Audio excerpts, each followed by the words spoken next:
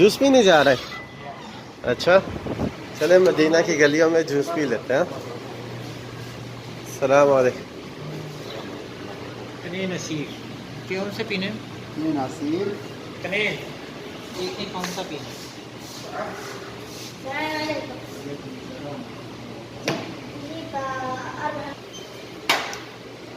मुस्लिम ममालिक में टेंशन रहती कि ये हलाल है कि हराम है, पर अल्हम्दुलिल्लाह मुसलमान ममालिक में ये टेंशन ही नहीं रहती। और हमें मेन्यू का अरबी का कुछ पता ही नहीं चला, पर हमने कोई चीज़ ऑर्डर की है। देखते हैं अब जूस है या कोई और चीज़ है, अब आती है तो अब इसको देखते हैं इंशाअल्लाह ताला। मदीना का जूस।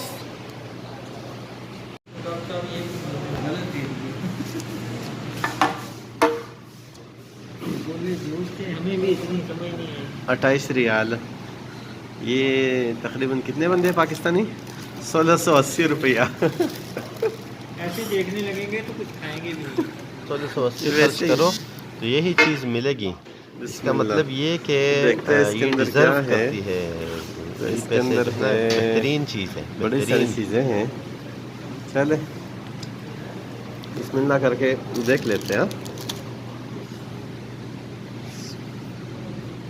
बिस्मिल्लाह।